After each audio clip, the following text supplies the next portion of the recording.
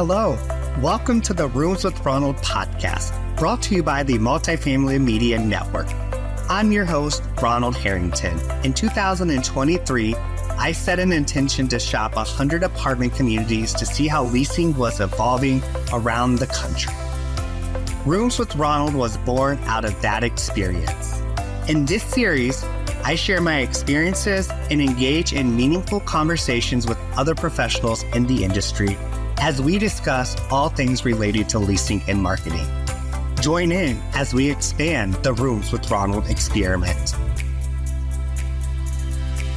Hello and welcome to the special edition of Rooms with Ronald, coming to you live from the Chadwell booth at Apartmentalize. Woohoo! I am joined today with a very special guest, Charlotte Foscata, all the way from Michigan.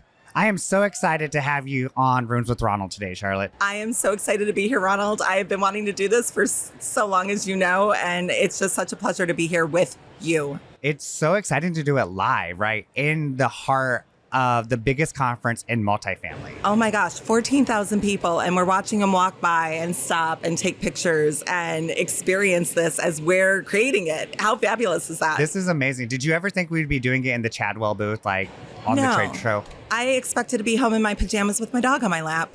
Well, you know, that I've seen some leasing agents that looked like they were in pajamas. Oh my gosh, yes. Let's jump into today's topic. Okay. I want to talk about order takers. And let me tell you why I want to talk about order takers with you. I remember last year at AOD, I had just went on to the Multifamily Matters radio show. And I talked about order takers, and that's what I dub people who just don't do anything in leasing, right? And you came up to me and you said, I'm going on the show in a couple weeks, and you stole my topic. You totally did. I'm not kidding you. So I'm a trainer, right? Yes. And it bugs me. That is what we've become, right? So the very beginning of my Leasing 101 class, I actually compare our leasing professionals in our industry to McDonald's servers, right? Do you want a Coke with that? Like, can I get you some? Do you want to supersize those fries? So walk me through that. When you get into the room with these new professionals, set the stage for me. Like, what do you say to them so they get out of that mindset of being an order taker? So I actually start talking about the history of leasing in the last, I would say, 6 years. Apartment List actually has a great graphic that I use.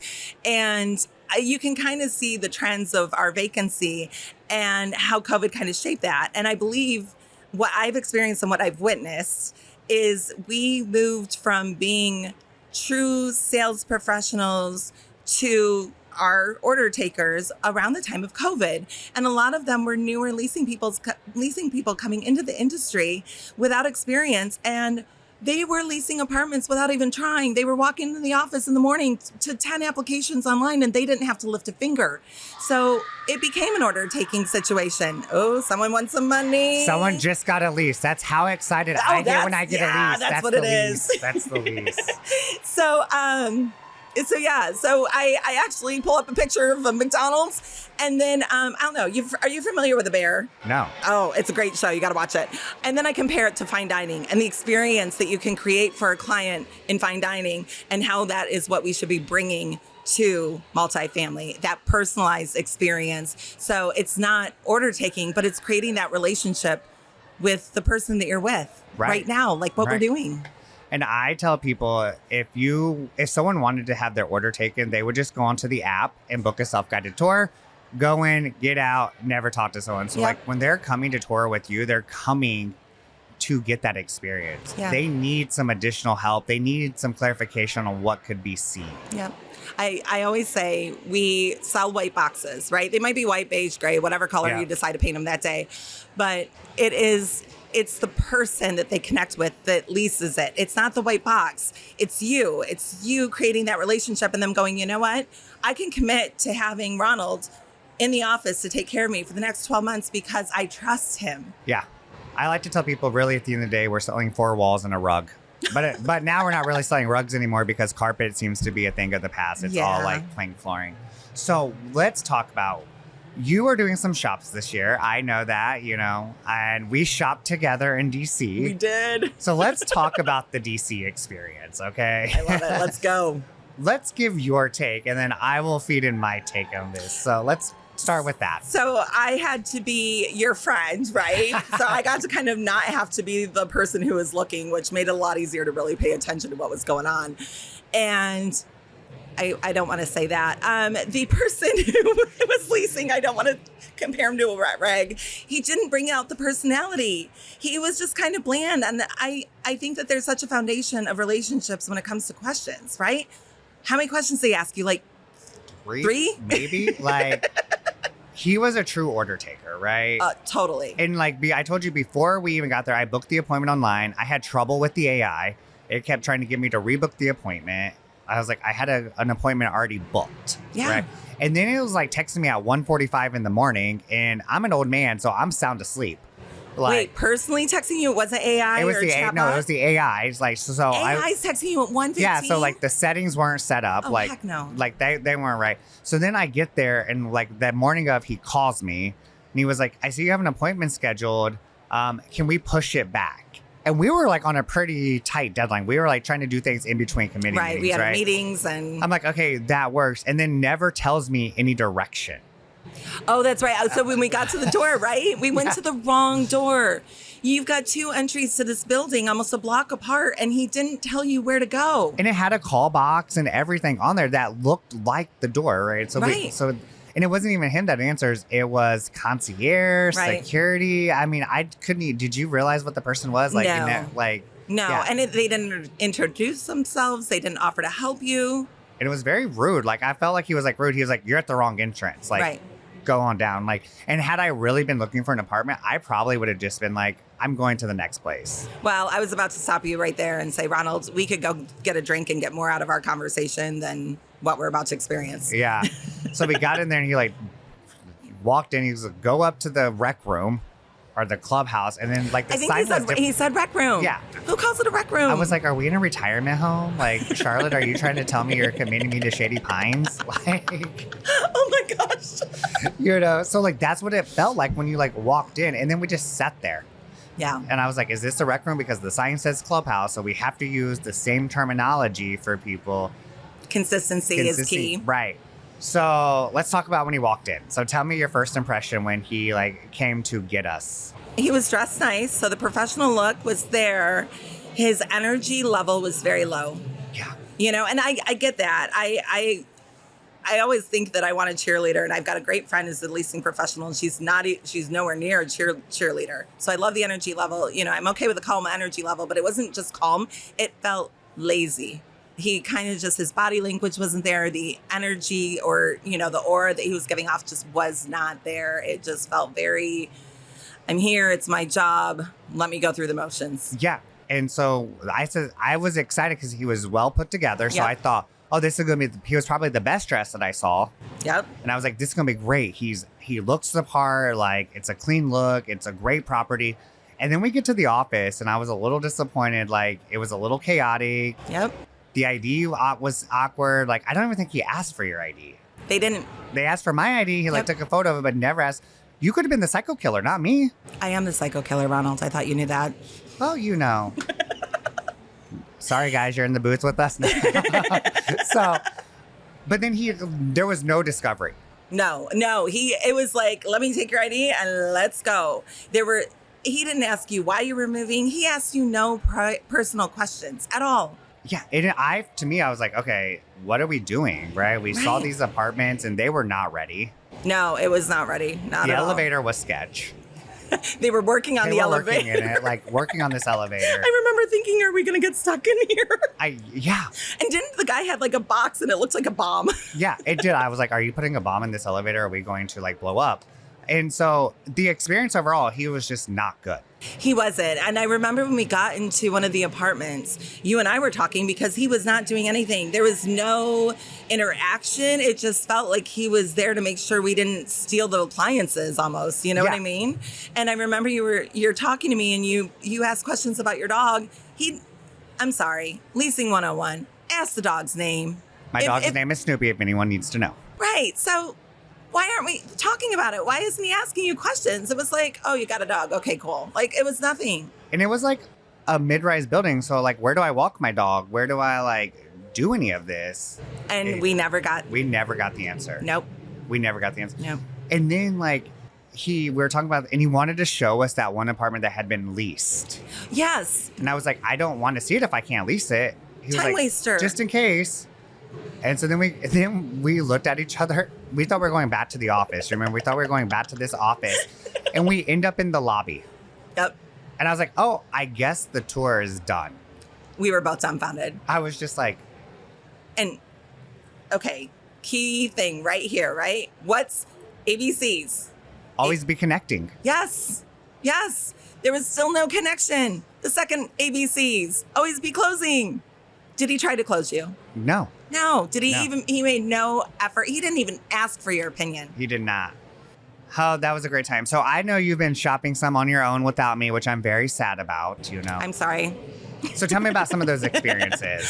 So most recently, I was in Houston, okay? And I was so excited because there's a brand that I am very interested in and I've never got to experience. And I'm pulling into my hotel at the Hampton and I happen to see that this branded community is right next door.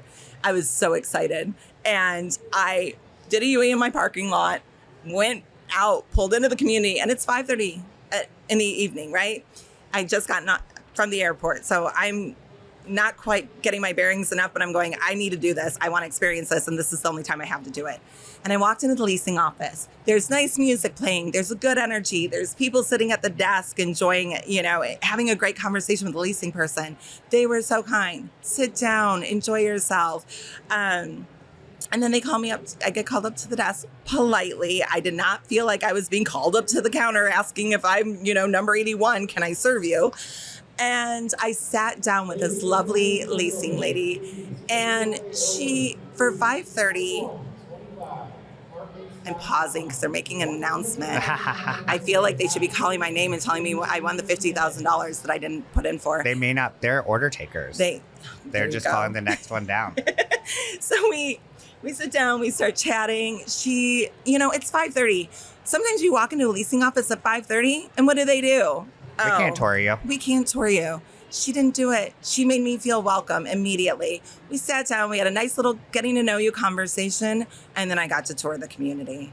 Oh my gosh. She walked me through the amenities with a purpose. Tell me about your lifestyle. Do you like to work out? I want to show you this gym. And okay, Ronald, I'm sorry. And this might be a little more about the community, but I was blown away by this. And everyone right here is going to tell you, like, they're all going to look at me and go, oh my gosh, right? They had a podcast booth. Yeah. We could have been doing this live from, you know, in Houston. I mean, trust me, the energy here is way more fun. Yeah. But if I was a leasing person there, or if I was living there, I'd take advantage of that. Yeah. Abby did fabulous. The product was great. Everything was great. The only downside, and you know what, it's new construction. And I think that this is a consistent issue with new construction. Unfortunately, the boudoir, the toilet, I'm just going to say it, the toilet seat was up. And guess what, guys? When you're not paying attention, new construction, toilet gets gross. It needs to be flushed. It needs to be clean. And it wasn't that it had been used. It was mold. And as a prospect, that is a turnoff. Who wants to see that?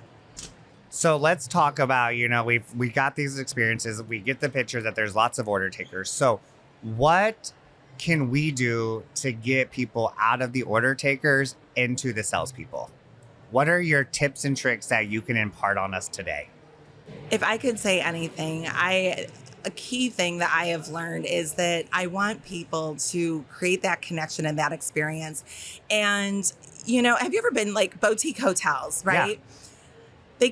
They kind of get to know you, and really good hotels, good restaurants will do a little stalking before you walk in. Yeah. And I think that that's really important. I hate to say it, but yes, we should be stalking our prospects a little bit. Get to know them, get to know what they like. And when you leave, when your prospect is leaving, I learned this recently, and I'm so excited to implement this at our communities. You know, you're a runner. Ronald, I know you're a runner. I know that you love to run. It's time you get a pedicure and get some pampering. I went ahead, I reached out to a spa down the street. I got you a gift card. Go ahead, take care of yourself, get a little pampering. And think about what we talked about today, think about our community, and I'd like to follow up with you in a day or two. Would that be all right?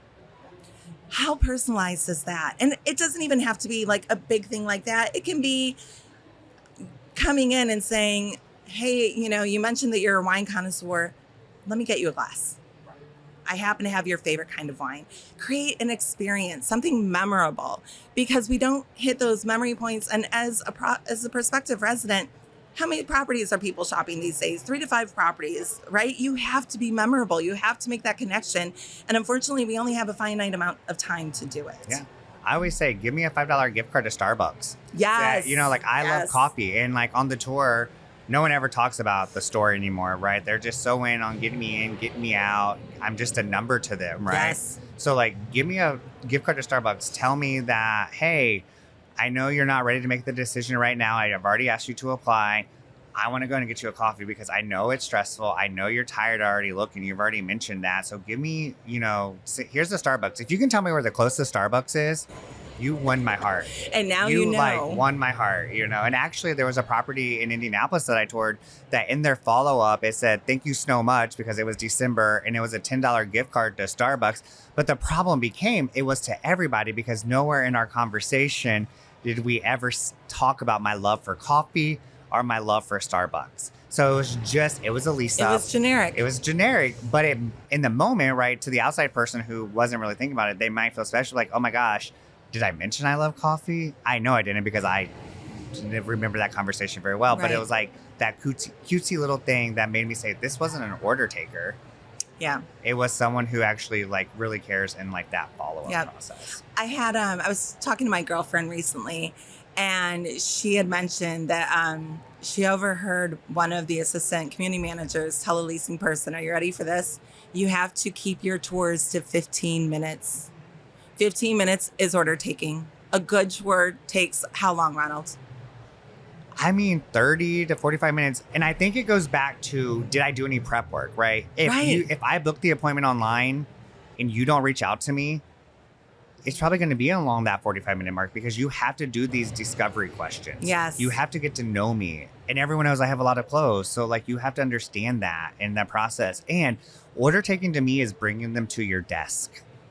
Get them away from the barrier. Amen. And get them somewhere comfortable that they can open up. Because if you think about the leasing process, right? If you go in normally, the normal tradition is you walk in, they greet you. They may or may not stand. Most often they don't. And they probably don't even greet you. They take you to a desk. Then you go on this tour with this great like buddy, like you start to build some connection. And then you go back to the desk. Yep. So we go transaction, personalization, transaction. Yep. So why not just get rid of the transaction piece and just make it a friendly conversation on a couch, get rid of the stress, get rid of all of that. And you can't sit as we're sitting right now, right? Even though we don't have, all we have are 2 mics between us. This is a barrier. Yeah. You're having an intimate conversation, getting to know somebody. You need to create more of an intimate space. And I get it. I get you want to create a little space, obviously COVID and everything else that we might catch nowadays. But I should be sitting next to you. We should create an L between the two of us, right? Because I want to create that feeling of intimacy, right. Still giving you space, but allowing us to have a private conversation so I can ask you about your family, your dog, because sometimes those are uncomfortable conversations. You don't want to broadcast it to the world. Yeah. And I think like for me, like the counter at McDonald's is a barrier. That's a transaction, right? That's the order taking right there is like, boom. But yeah, I can go to a fancy restaurant and the server doesn't create a big it's like she's at the edge of the table. If there's 2 people, like just asking you what that is. Like, yes. What do you want? And, and then they're upselling me, right? I'm going to, Ruth Chris, I'm getting a steak. They're like, do you want that bacon wrapped? Do you want truffle sauce on that?